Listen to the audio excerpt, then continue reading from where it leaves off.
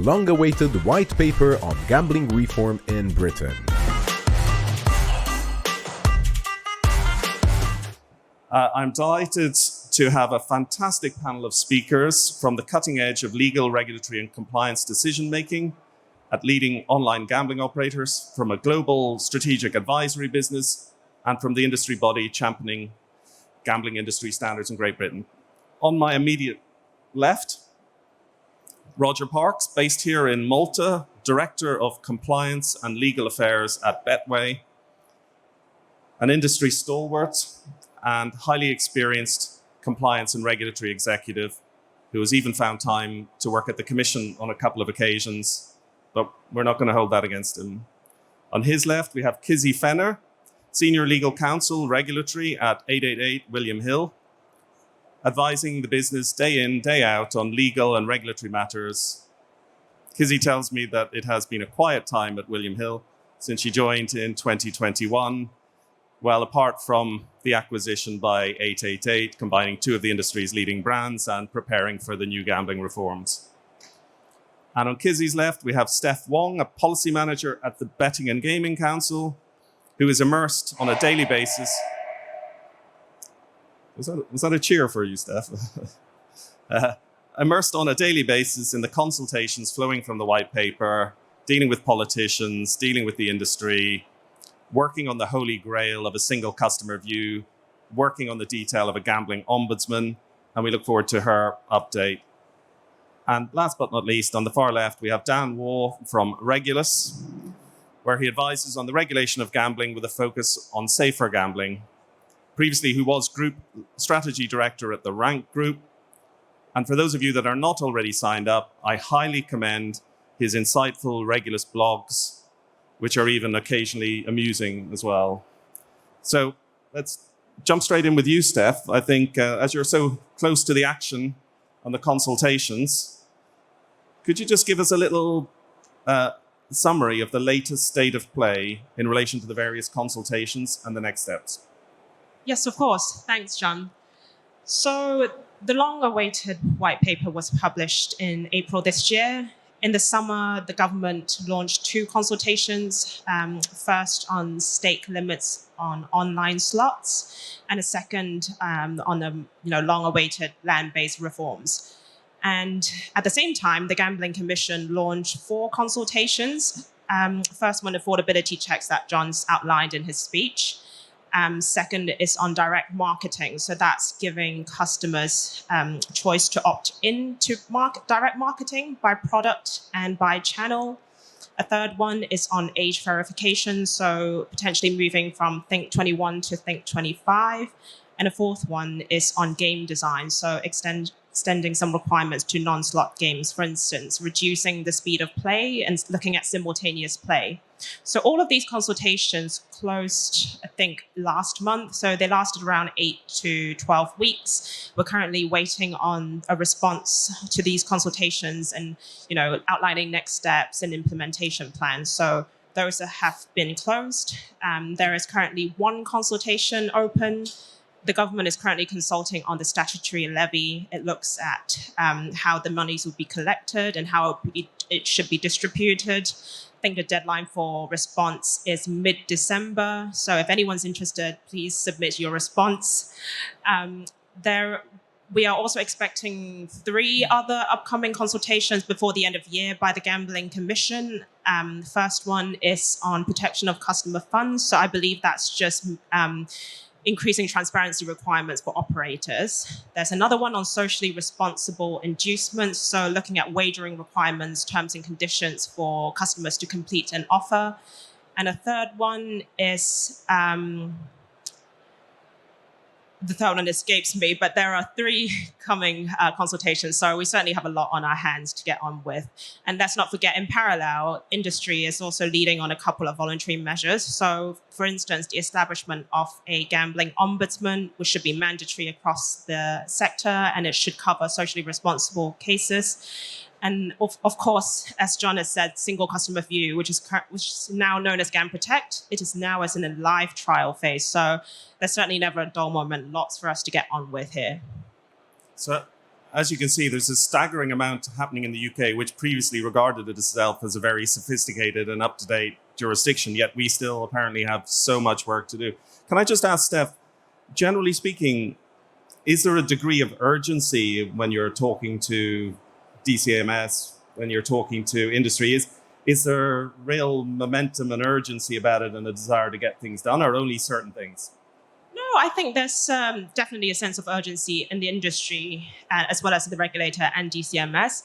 I think we're all aware of an election coming up as well next year, so we're all kind of working at pace. I think you've mentioned the closer working relationship, the more collaborative approach between industry and the regulator. We're definitely seeing that from the trade body. So I think there's a healthy drumbeat of workshops, engagements, consultations, as I've just outlined, that really reflects, I think, the industry and the regulator and the government's commitment to really get these changes in place and implemented as soon as possible.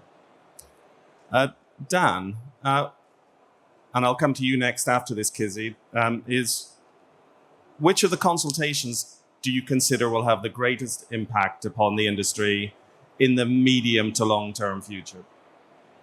Hi, John.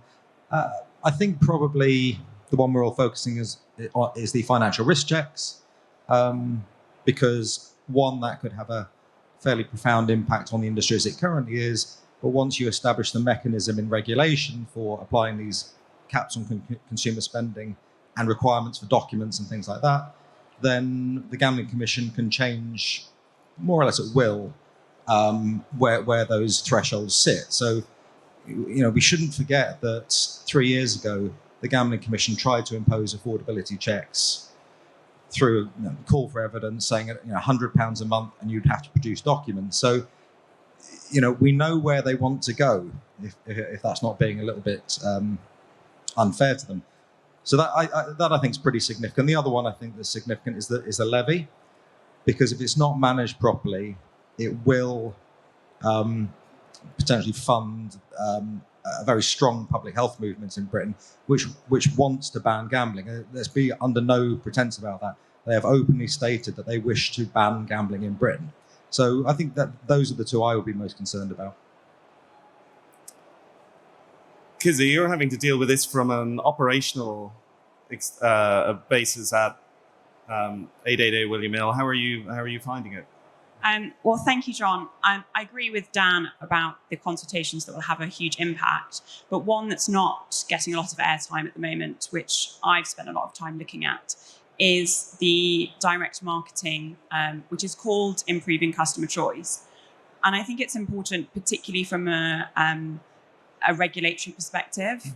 So this, in a nutshell, at the moment, direct marketing is regulated for all industries by GDPR, by e-privacy regulation, and by the ICO. And the ICO will issue guidance that's industry specific, and statute sets out a way that they can produce a code of conduct that it goes through Parliament when they need to. And that allows all industries to use a soft opt-in to marketing. So you buy something online, you can be soft opted into their newsletter, they can contact you, you need to give an unsubscribe at the bottom. We all do this kind of day to day. So it was really interesting to me as a regulatory lawyer, seeing that we now have this consultation where the Gambling Commission is going to regulate direct marketing over the top of that. I think it's quite unusual for the Gambling Commission to step into fields that are already regulated. We've got dual regulation. And it was particularly interesting reading through the consultation that this would make sense for the Gambling Commission to step into if it was really linked to harm. So there are a lot of existing measures around marketing already. You don't send marketing to self-excluded customers. You don't send bonuses to customers that are showing strong markers of harm. And as Steph mentioned, there's future consultations looking at how bonuses are going to be constructed in a socially responsible way. And all of those are really clearly linked to preventing harm. But this kind of blanket suggestion that all customers, irrespective of any risk factors, would have to re-consent to marketing. And so this applies to everybody. So potentially everybody who is currently signed up to marketing in the industry, if it's on the basis of a soft opt-in, would have to re-consent. And so it's just kind of surprising to see the Gambling Commission stepping, potentially as the consultation suggests, into that field, dual regulation, when I can't quite see the evidence-based link there.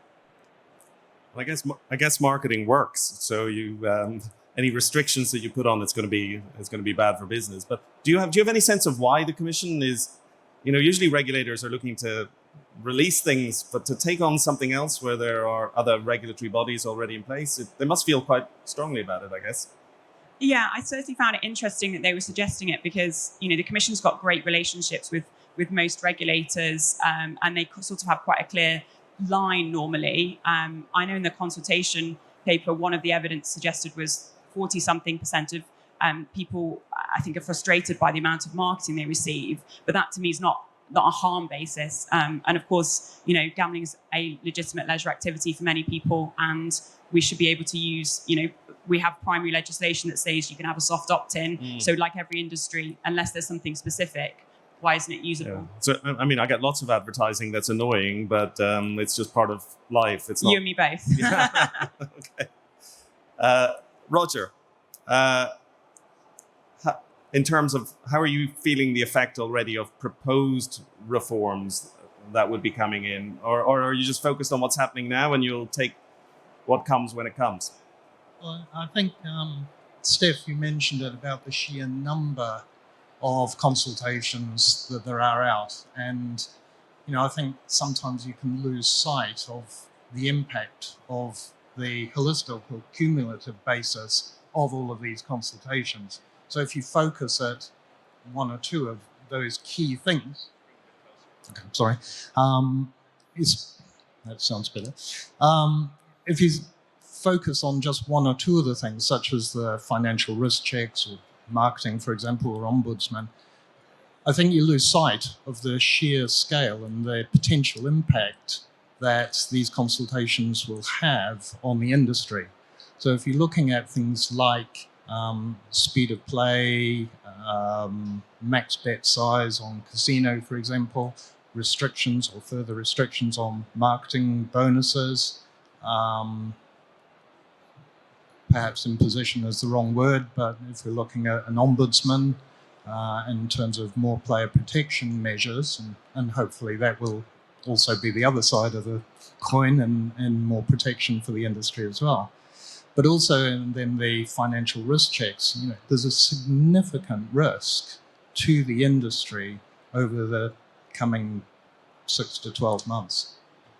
So, Dan, can I bring you in there? It's a very good point Roger makes, but there will be huge swathes of the population that if they find out these reforms come in and gambling revenues have dropped by 20%, they'll regard that as a success because they think there's too much gambling, whereas obviously the industry will regard that as a disaster.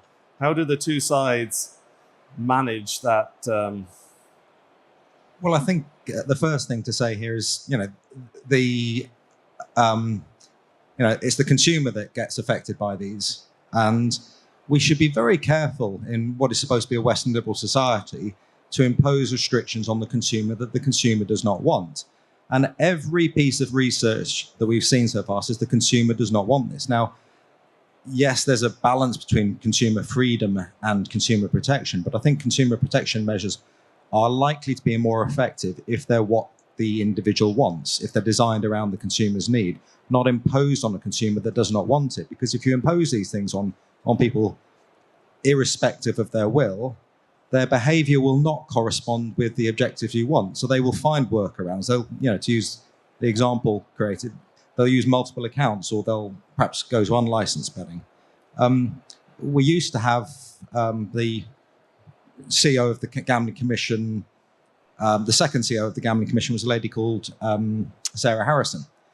And her mantra was put the consumer at the heart of everything. And that's been lost. The Gambling Commission does not put the consumer at the heart of its regulatory policies. I think it puts itself at the heart of these regulatory policies. I was going to offer the right to reply, but that's very revealing. Steph, can I? It was something I just would have taken up too much time to talk about in my introduction. Was the gambling ombudsman, and I know you were doing. It's supposed to be. The commission said there were 200,000 complaints to operators in a year or so ago. And we're setting up this ombudsman. It's supposed to be starting to take complaints from the summer next year. Or is that on track? Do you want to talk a little bit about what's going on behind the scenes there? Yeah, so in terms of the ombudsman, the white paper has certainly set us a really challenging timeline. It says, as John has outlined just now, it should be up and running by summer 2024. So we've literally got 8 months left right now. And the Betting and Gaming Council has been tasked by the government to lead the formation of the ombudsman.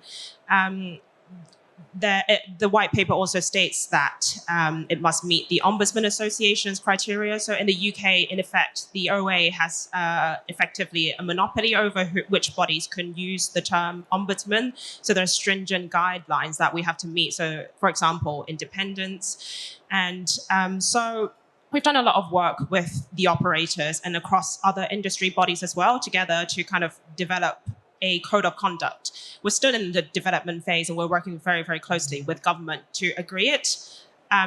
There are very, very stringent timelines. I believe we are currently still on track, but it requires, a huge effort to work collaboratively with the government and with our counterparts in the industry and with the operators to agree something. But I wouldn't go into details, but there are a couple of challenges that we're trying to face, and it really requires just commitment from the government to help us out to get over those hurdles so that the industry can implement an ombudsman. And I would only raise that because it's a voluntary initiative by the industry body. We have no mandate to obligate all UK licensees to participate at the beginning. So we have urged government to commit to, once we're ready, once the industry has developed the body, there should be a mechanism to obligate the wider industry to participate in the ombudsman right at the onset, because it would make no sense and it would be confusing for customers to have a two-tiered market where there are only a number of operators who are party to the ombudsman while the rest of the regulated market are not. So that's one thing that I would strongly recommend the government to commit to, which they have, but I have just yet to see what mechanism there are to enforce this. And Kizzie, even as a law firm, we get 20 inquiries a week from people expressing dissatisfaction with operators that they've dealt with. I mean, for the avoidance of doubt, we don't act for them then, but we do get, there's a lot of, so we're talking about setting up an ombudsman now that will be free of charge.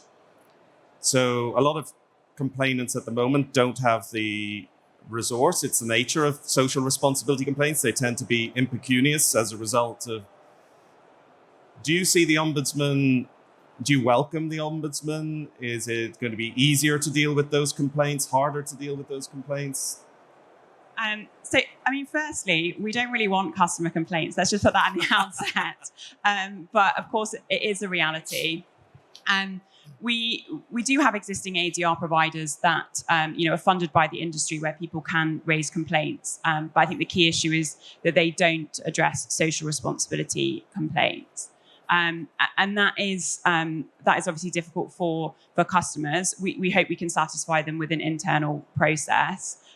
But we do accept that, and we are working very, very closely with the BGC and our fellow operators to try and make an ombudsman work in the timescale. As Steph suggested, there are a number of challenges.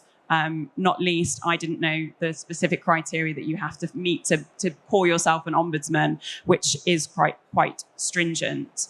And I think there's some challenging issues that we're working through in the code of conduct around how does an ombudsman who is not a court of law, who is not the regulator, determine social responsibility complaints, because they are very nuanced. They raise really challenging legal issues, particularly if they've got to the point that they're making an external complaint. We're potentially looking at how do we ensure that the ombudsman's decision making around social responsibility is consistent with the Commission, so we're not in a kind of dual regulated setting. But yeah, I think a lot of challenges, but we're working to try and meet the timescale that the government has set. Dan, just to drill down a bit on the levy point, 100 million being raised every year to reduce gambling harm. Why are you so concerned about it? So I think there's this sort of, in gambling, sometimes we accept our exceptionalism, and I'm not sure that we are exceptional. So what we're talking about here with a levy is creating a system, a hypothecated tax, where gambling consumers must pay for gambling disorder treatment and must pay for research, often quite hostile research into the pastime they enjoy. We don't require beer companies to fund treatment services for alcohol-related health issues or research into alcohol illnesses. We don't require car manufacturers to fund A&E departments. So there is something quite exceptional here, and it's not really warranted. There's no sort of logic behind this. It's just a political fudge, which is why we've ended up here. But because it's a political fudge, I don't think it's really been thought through. And there are some very significant consequences. And, you know, John is too much to say, but he's been a trustee for the largest treatment provider in Britain for numerous years. Now, under the current proposals, combined with some new guidelines that are coming out of NICE, GamCare could be entirely defunded under these proposals. Its ability to actually treat the people it currently treats, and GamCare and its network providers treat about 85 to 90% of people currently in Britain with gambling disorder. That organisation could be entirely defunded under these proposals. So I think it's poorly thought through. I think it's also massively inefficient. We have a tax administration service in Britain which collects about £3 billion a year in gaming and betting duties. It's complex, it has large teams doing the work, who engage with large teams in the industry collecting it. What the levy proposes is to set up a completely new tax to raise 100 million, so a relatively small amount, that will require its own administration system and will be collected by a non-fiscal authority. I mean, I think it could be an absolute car crash. We've also got other anomalies, like, you know, Kizzie's firm is going to have to pay a higher rate of levy on its revenues than one of its competitors, and somehow that's got to be enshrined in law. So I just think it's an absolute mess, personally. But okay, well, I have to be careful with my Harris Hagan and my GamCare hat on, not to mix the two. But what I will say, it would be extraordinary if an organisation which for 20 odd years has been there for problem gamblers and treating them and those affected and their families and friends, when there was no significant amount of money in it and they were there, it would be extraordinary if they didn't have a prominent role under the new system. Roger, I want to come to you. And sorry, can I just say, I mean, there's so much going on in the UK. This is only intended to provide you a snapshot of each issue. We just don't have time to drill down into specific issues in great detail. But if there's any interest in the room in a particular topic, just stick your hand up. I'll take a question anytime. But Roger, I rather, in a sweeping statement, said that we were seeing a much better relationship between the industry and the regulator. Is that your experience on the ground? Would you endorse that? I think it's quite a new thing in terms of a better relationship. I can remember at the time of the establishment of the Gambling Commission, whereby the approach mentioned in the previous panel discussion was Danish operator, and where they had a very good relationship with licensees. The Gambling Commission originally had that type of approach, and over time, I think that relationship, perhaps through inspections and the move to enforcement, the trust between the regulated entity and the regulator has fallen. So I think the pronouncements that we've got now from the GC, that they want to improve those relationships, so they want to open lines of communication. I think there are still layers of distrust there, and I think it's going to take both sides over time to break those down. I wouldn't say that there is a significant level of trust between the operators and the Commission at the moment, particularly in seeking advice or guidance from the Commission. It still tends to all good for Harris Hagan, go through the lawyers, and speaking with a compliance hat on, to be able to get back to a free, open and trusting relationship. I'd like to think it's possible, but it's certainly going to take some time. As somebody that grew up in Northern Ireland, it's like the peace process is everybody's going through. Kizzie, what's your experience? I think, in a regulated environment, there's always an inherent tension between the regulator and the regulated. But I have certainly seen a step change in the approach from the Commission in the last couple of years. And I think that starts from the top. So every speech that I'm hearing from Andrew Rhodes, Tim Miller, the wider Gambling Commission at the moment, they're reinforcing their commitment to collaborating with the industry. And that's incredibly refreshing. And we're also seeing that play down. So there's regular CEO roundtables where, my CEO along with others will meet with Andrew Rhodes and others and have an open conversation. I think coming out of that, we've now created the affordability working group where we're engaging with them collaboratively to work through the financial risk assessments. We also, you mentioned before, John, the dedicated account management teams. We've had a dedicated account manager for 6+ months now, I think. And my compliance teams tell me that is fantastic. It's an ability to speak directly to the Commission about new initiatives, about changes to policies, procedures, controls, and to get real-time feedback from them.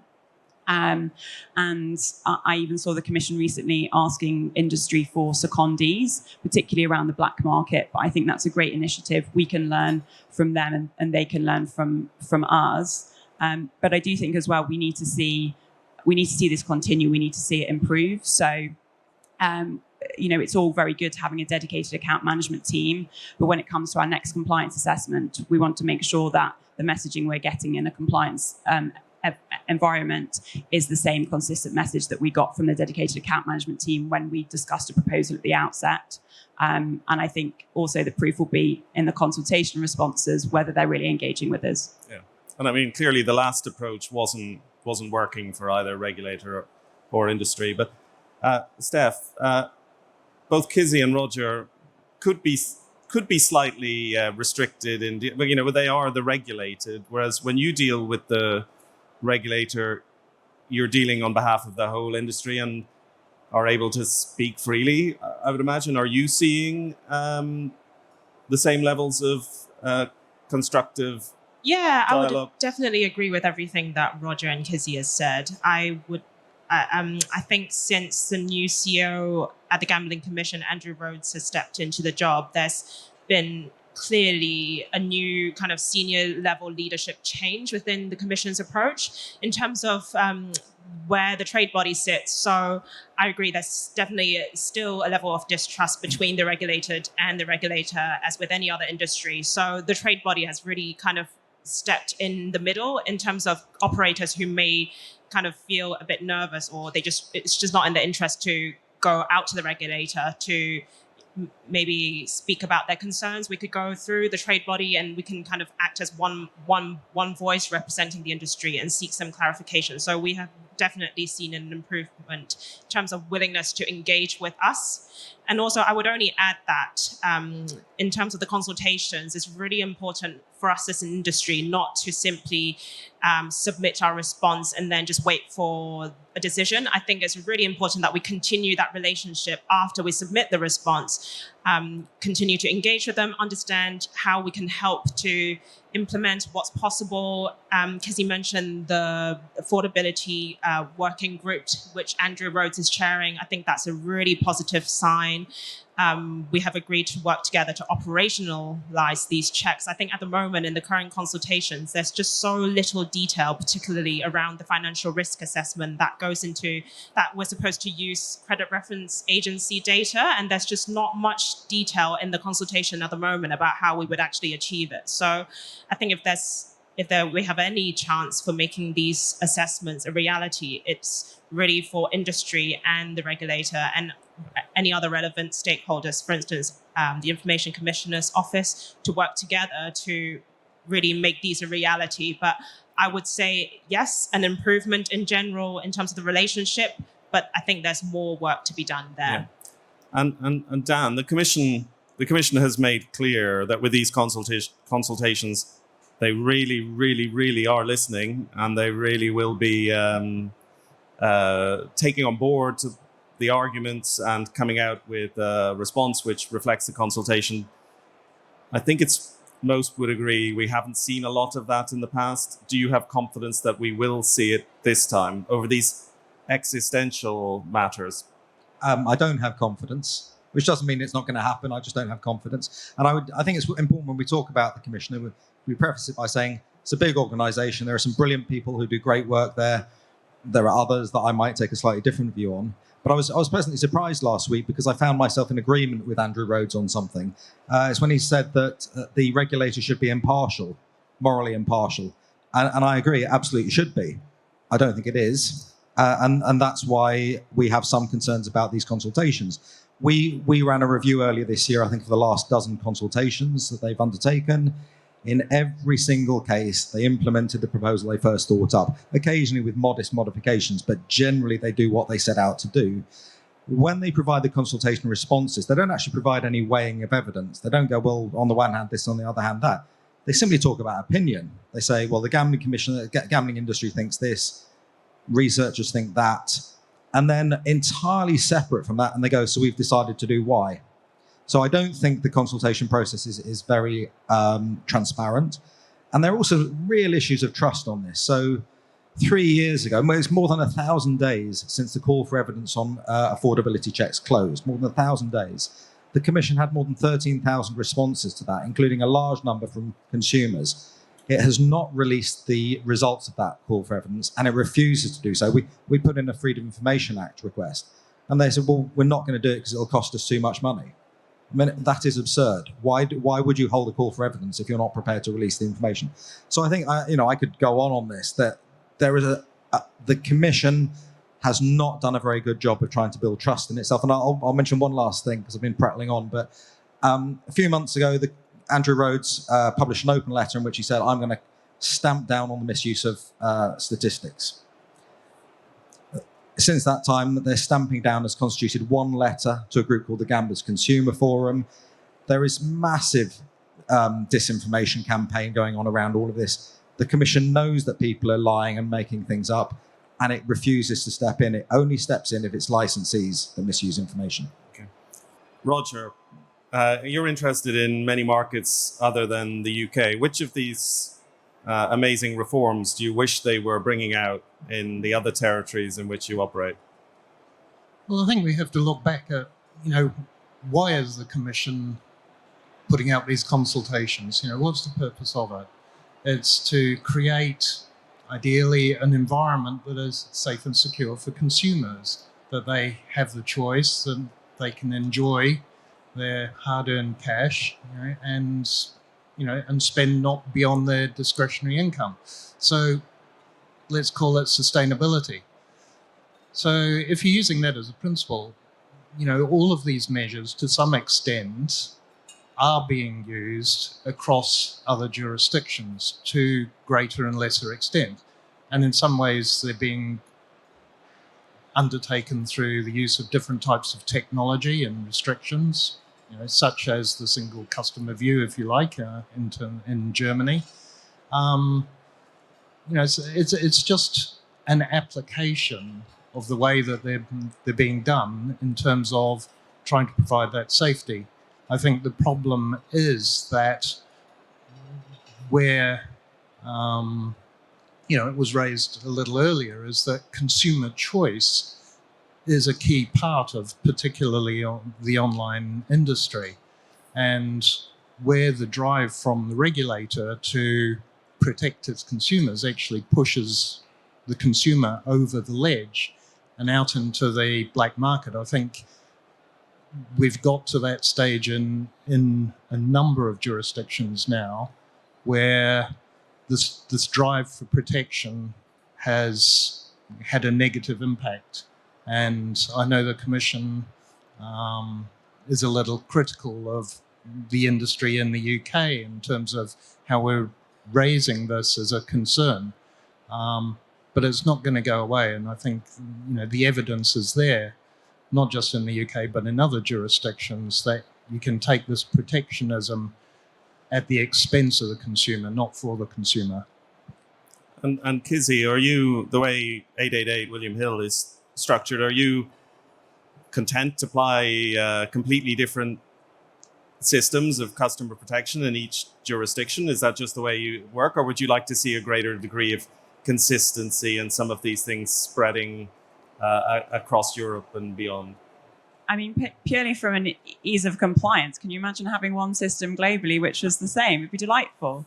And I think, looking at what was interesting, I know Andrew Rhodes was at the International Association of Gambling Regulators, I think just the other week, talking around he wants to collaborate more with other regulators, lead roundtables, share learnings.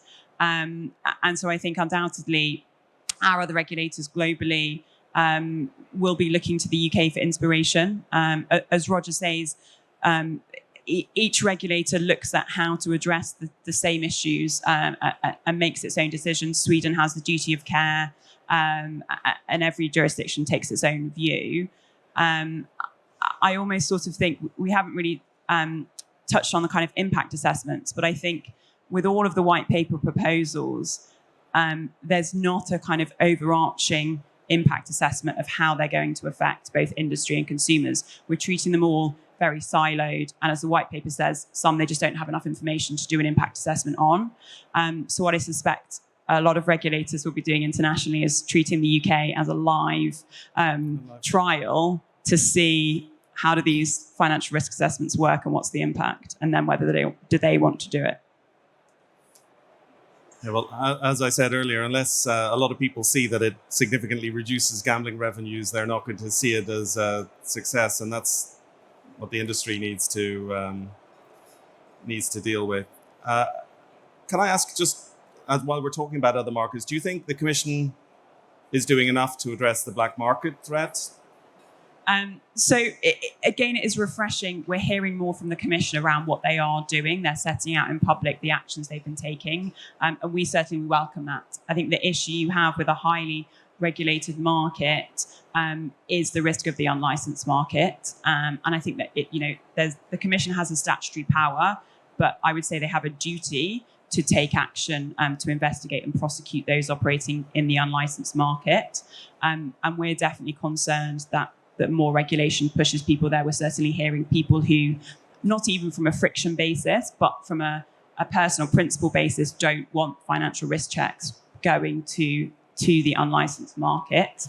I know the Commission has said it's not substantial, but the Commission's numbers say around 2% in the unlicensed market. PwC's report that the BGC commissioned a couple of years ago came up with 4.5%, 460,000 people. And we know that those people are more likely to be people who are likely to be suffering harm. Perhaps they've been targeted because they are on GamStop, they are self-excluded. And to me, 460,000 people, John, I think you said a little while ago that it's 200,000 customer complaints and we're putting in place an ombudsman. We're talking about 460,000 people in the unlicensed market. I do want to see the Commission continuing the work they're doing to address that. We've got 3 minutes to go, so if anybody's got any questions, just stick up their hand. But otherwise, I'm going to assume there aren't any. Steph, can I ask you, we've talked about all these reforms. Is there a significant possibility that these reforms might not happen at all, given the mess that our government is in and the general election coming along?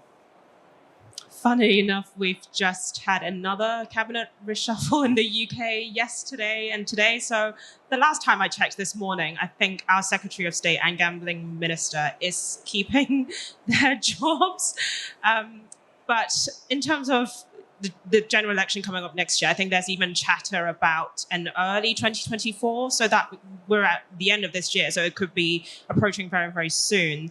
So there is a risk that there could be delays or as John said, maybe not even happen at all. But those are only concerning the changes that require primary and secondary legislation. So these would need to go through Parliament. And as an election approach, legislation is going through Parliament will be kind of put on hold. And whatever new government that gets voted in will have to review and reconfirm their kind of commitment to passing through these legislations. So as far as, the industry is concerned, those primary legislations that require, drafting and passing through Parliament are much needed. So they are the land-based modernisation reforms and also giving the Commission more powers. One of those is to address the black market issue. So we would really kind of encourage the government to work at pace, and we're working very closely. We've raised our concerns about this potential risk with them, and which they also acknowledge. So I think we're just on the same page about moving at pace to get these passed before, the further changes in the government and the Parliament. And there is history here. And some of you will remember it, but when the Gambling Act went through, the gambling bill hadn't finished discussing it in Parliament and drafting it, and then there was a general election called, and they agreed that they would just put it through anyway. And sometimes I think many of the need to keep revisiting the legislation flows from that. Dan, if you're a political animal, if Labour win the next election, does that change everything or not? Not sure. I mean, if you look historically, Labour has generally been the government that's presided over liberalisation of the gambling market, and the Conservative Party has generally been the government that's presided over restrictions. So I don't think these things necessarily follow. Gambling's relatively trivial as a policy matter as well. One interesting thing is that the shadow minister, and we have no idea whether she'll be the minister under a Labour government, spoke out against the affordability check. So I think it will be more nuanced. I don't think we can say that simply because it's Labour, they would be anti-gambling.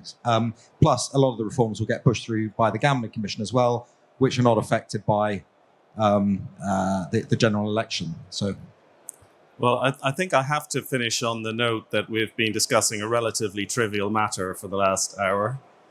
But I think one of my main takeaways from this is that, sure enough, when this is all over, political parties, government will go away from gambling, and they will not be interested in coming back to it for many, many years.